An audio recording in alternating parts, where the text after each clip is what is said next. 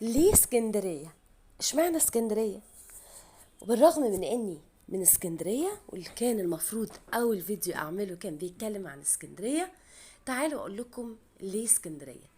اسكندرية مركز الجمال، مركز الابداع، لوحة فنية بجد عجز الجميع في ان هو يرسمها. كتير من الفنانين وكتير من العباقرة رسموها وصفوها، قالوا فيها أشعار لكن ما ادوهاش حقها. اسكندرية جمالها غير عادي، ساحرة الشرق هي الاسكندرية. كل منطقة فيها بتحتوي على جمال له طعم تاني. المنشية، الحقانية، الجندي المجهول، حتى البيت الجميل اللي احنا شايفينه ده كان احدى البيوت الموجودة في العطارين، صلاح الدين اللبان، واللي بتملكه أسرة أجنبية، والعربية دي السيدة ما زالت عايشة لحد النهاردة.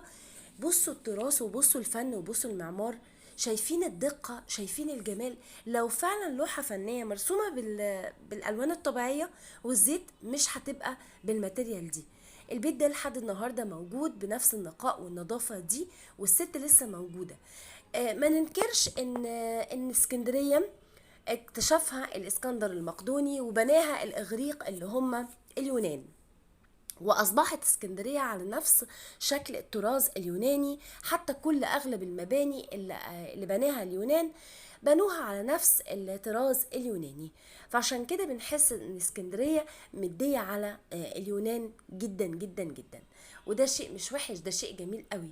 حلقه السمك المشهوره واللي موجوده في كل مكان، المنشيه الحقانيه، الماكس، حلقه سمك كتير جدا جدا، المراكب، الصيد، البحر، كمان مدينة القلعة. القلعة والأحياء المائية الموجودة اللي فيها، مفيش حتة في اسكندرية طبعا تتساب. التماثيل، المتاحف، الصور. عندنا كمان مكتبة اسكندرية. كل حاجة في اسكندرية من زمان ولحد الآن، وحتى بعد ما نتوفى ويجي أجيال وأجيال وأجيال، هتفضل هي اسكندرية طراز معماري جميل، فني أصيل رائع. مبدعة في كل شيء. منظر البحر، منظر البحر له منظر جميل جميل. لو رحتوا من الشرق هتلاقيه تحفة، من عند المنتزه والمعمورة. لو رحتوا من الغرب، من عند العجمي ومن عند الساحل، برضو له منظر تحفة.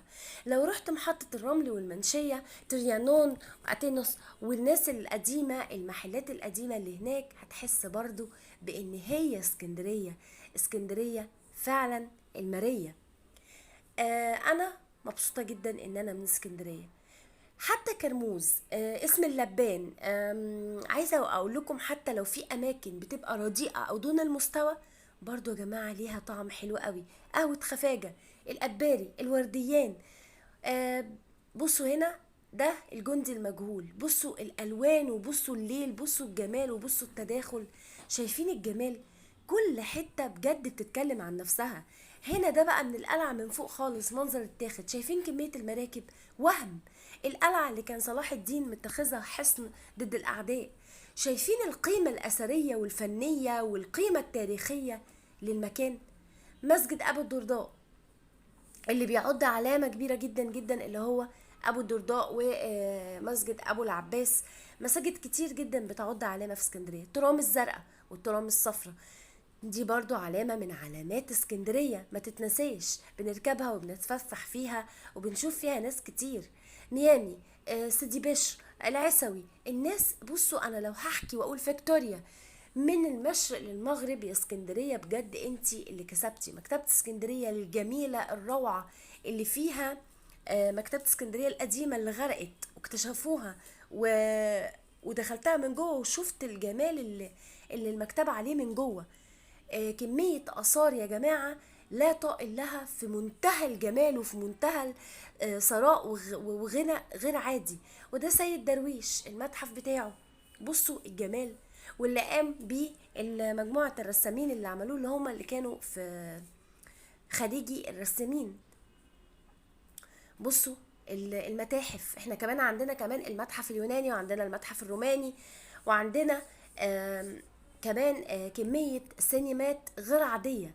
بصوا هنا بقى الفيو بتاع مكتبة اسكندرية، شايفين القبة السماوية شكلها ايه، شايفين التداخل مع الالوان، شايفين، عارفين بجد فعلا يعني ابداع غير عادي. حتى لو انت ماشي في الشارع في محطة الرمل والمنشية ونبي دانيال والشارع وشارع فؤاد، هتلاقي كده الرصيف له طعم او له شكل، الارض متسفلتها ليها شكل. كل حاجة في اسكندرية ما تتعوضش بجد فعلا. يا سلام لو انت كده نازل كده يعني على الساعة كده المغربية، الساعة 6 7 كده، والشمس بتطش في المية، شوف المنظر كده، شوف الهوا، شوف نسمة الريح اللي جاية. لو انت في اي مكان، عايزه اقول لكم ان اسكندريه دي انقذها الاسكندر المقدوني من الغرق واكتشافها، وكانت المفروض ان اسكندريه القديمه لحد الان موجوده تحت البحر، لم يتم اكتشافها. عايزه اقول لكم ان اسكندريه القديمه غرقت بكل اللي كان فيها، اللي قدروا يطلعوه طلعوه، واللي ما قدروش سابوه. بس النهارده اسكندريه الجديده اللي احنا فيها تعوضنا عن الف قديمه. اهم ما يميز الاسكندريه بصراحه انها اتبنت على الطراز اليوناني، وان الاحتلال جاب نتيجه للبلد في ايه. انا ما بقولش ان هو حاجه كويسه، لا، بقول ان هو خلوا رتم اسكندريه على نفس التراث بتاع اليونان، المباني اليونانيه والرومانيه، روما ويونان. لما تيجي كده تروح مثلا نبي دانيال او محطة الرمل، بص للمباني، هتبص تلاقي البلكونات على شكل تماثيل، هتبص تلاقي الشبابيك على شكل اسد، فيها مثلا اللي هي الفورمة بتاعت الجبس الاسد. ايه ده، ايه ده يا جماعة، ابداع مفيش زيه ابداع. كل مثلا دور بيتفننوا ان هم عاملين له مثلا قطط، راسمين له قطط مجسمه من خلال التماثيل، اسد على شكل تمثال برضو في المباني. وهم وهم وهم بجد. اكتفوا بان هم يبنوا البيوت؟ لا، دول بنوا كمان مدارس، بنوا محلات، بنوا حاجات كتير. وعلى فكره النهارده في عماير لحد النهارده مشهوره في محطه الرمل، عند الغرفة التجارية، ما زالت بنفس الطراز اليوناني، ما اتغيرتش. ويا رب يا رب ادعو من الله انها ما تقعش ولا تتعرض للترميم ولا الزلزال ولا اي حاجة، لان دي اساس اسكندرية، دي الواجهة اللي بيجي ليها السياح من اخر بلاد المسلمين، من اخر بلاد العالم عشان يشوفها. بصوا الجمال، انا بقول لكم لو لوحة فنية مش هتبقى بالابداع ده، مش هتبقى بالجمال ده. فخورة جدا ان من اسكندرية، شيء يشرفني ويسعدني ان اسكندرانية ابا عن جد. اتمنى ان اسكندرية والبلد كلها ربنا يحفظها ويظلها بظله يا رب. بفرح جدا جدا ان انا ببقى نازله اسكندريه بالذات في وقت العصاري والمغارب. هنصحكم بقى نصيحه كده شخصيه، لو حد بيتفرج عليا، انا عايزاكم تروحوا تتمشوا على سور البحر المنشيه محطه الرمل لحد القلعه وبحري، في التوقيت يا جماعه اللي هو من الساعه 5 لحد الساعة لحد ما الدنيا تليل.